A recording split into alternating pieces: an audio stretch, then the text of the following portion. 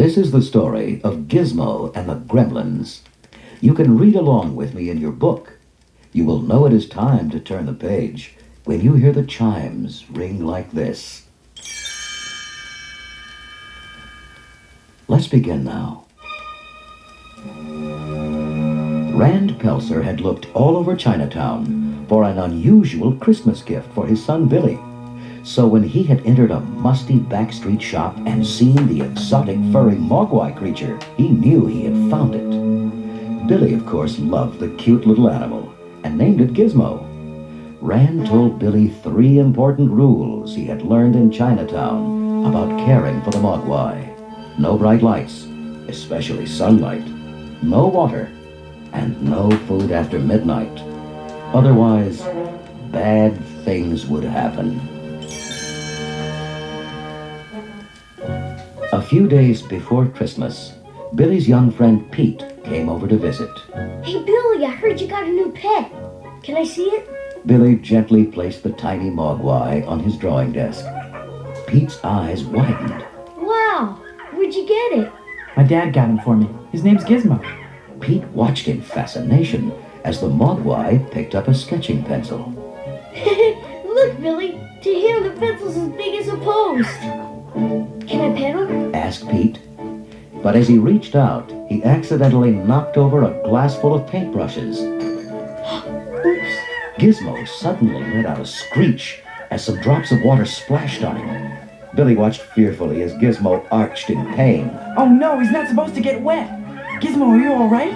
As Billy stared helplessly, something strange happened to the tiny mogwai. The spots where the 5 water drops had hit Gizmo slowly began to grow. Then, as if by magic, the spots became 5 tiny balls of fur and popped off Gizmo's back. Billy's mouth fell open as the furry balls grew and grew. Each one then uncurled to reveal a brand new mogwai. Pete watched the 5 new creatures stand up and stretch their new arms and legs. Wow, this is better than a comic book. That must be how they multiply, Pete. No wonder you're not supposed to get them wet. Billy examined Gizmo. Look, he's fine. The spots have completely disappeared. It's as if they were never there. The new mogwai grinned at each other, but Gizmo shied away from them all. Billy scratched his head. Look at that. Gizmo acts like they're different from him. But they all look about the same. Same size and everything. All except for this little guy with a stripe of white hair on his head. I guess we ought to call you Stripe, huh? What do you think of that? The 5 mogwai giggled, but Gizmo sat quietly by himself.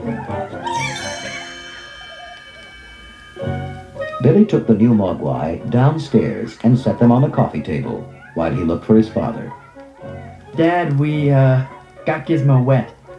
I think you'd better look at what happened. Rand walked into the living room to find the new mogwai humming, giggling, and shoving each other happily. Stripe was playing a portable video game, and another was eating grapes out of a bowl. Rand shook his head. Oh, brother. I think it's time we had these guys checked out. In the meantime, you better keep them up in your room. Don't let them near the shower or the sink, or we'll be up to our armpits and singing fuzzballs. Without anyone seeing him, one of the mogwai spit a grape seed at Barney, the family dog. Barney jumped up and barked at the mischievous creature. Billy spun around and grabbed the dog. Hey, easy, Barney. Rand glanced at the innocent-looking mogwai. Now, Barney's just jealous of your new pets. It might be a good idea if he sleeps downstairs for a while. Gizmo stood in the doorway and frowned. He knew it wasn't Barney's fault. The next morning, Billy took a mogwai to his old friend Mr. Hanson, the high school science teacher. Billy told him about the 3 important rules and how the new mogwai had been created. Mr. Hanson examined the tiny creature carefully. This is amazing, Billy. I've never seen anything like it. I'm afraid all I can tell you is that water has to be above freezing for them to multiply. They also seem to get upset if they're separated from each other. But frankly, I've no idea what would happen if you fed them after midnight.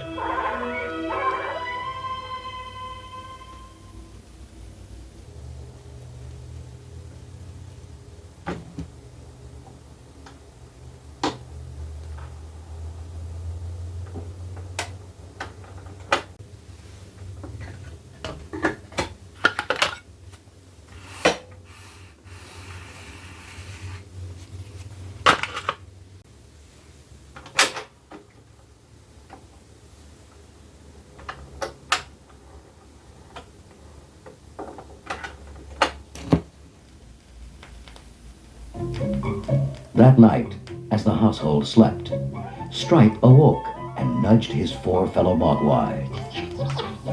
Sharing grins, they sneaked past Billy and Gizmo and headed downstairs. A minute later, Barney was rudely awakened with a tiny punch. It was Stripe. The angry dog chased his furry assailant out the front door and onto the snowy front porch.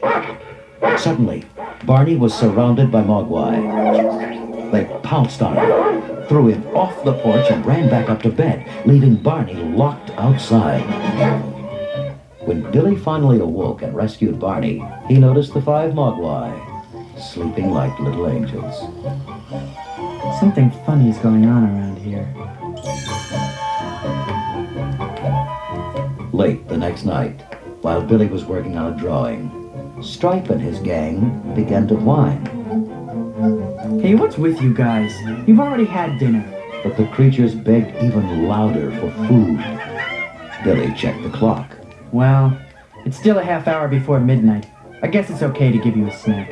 Billy brought the hungry Mogwai a plate of leftover chicken. Here you go, guys. Bon appetit.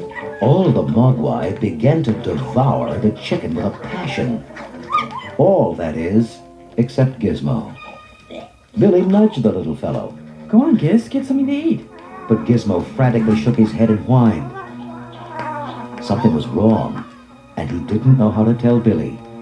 Billy just shrugged. Not hungry, huh? Well, it's time for bed anyway. See all you guys in the morning. But Gizmo was too scared to fall asleep. He knew it was after midnight. He had seen Stripe unplug Billy's clock. The next morning, Billy awoke to find the 5 new Mogwai gone. In their place were 5 large, sticky green pods. Billy kneeled and examined the strange football-shaped shells. Wow, these look like big cocoons or something. What's going on here? Gizmo, you know, don't you? Gizmo just stared at the pods in terror, his tiny eyes filled with fear. Billy quickly dressed for work. I've got to go now, Giz. Keep an eye on these things for me until I get back. See you later. The shadows grew long in the attic as evening approached. Gizmo still watched the silent pods in horror. Then, one of them quivered. Its surface began to bubble and crack. The same thing happened to a second pod, and then a third. The pods were hatching. Gizmo shuddered as green smoke hissed out of the widening cracks. Then, with a final burst, the pods opened and out crawled 5 horrible creatures. Gremlins. Gizmo backed away as clawed, scaly hands began to reach for him.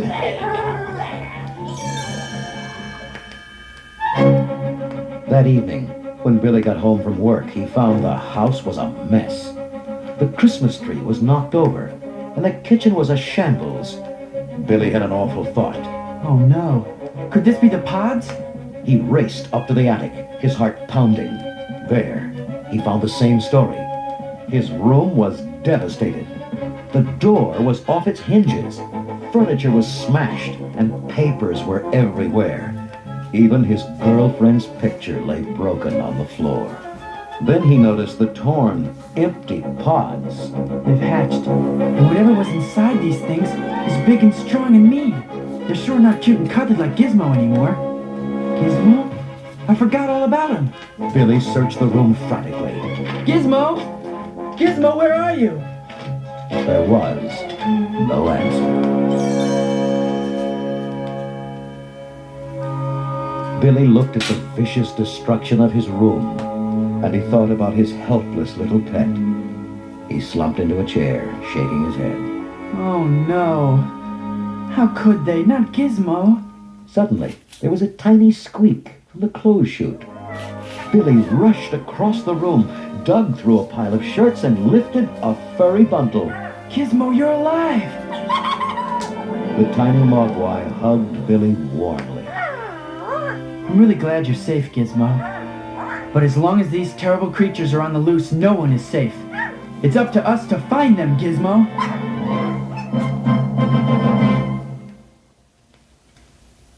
That was the end of Book 2 of Gremlins. What do the new monsters look like? And what will happen when Billy and Gizmo catch up with them? Find out in Book 3, Escape from the Gremlins.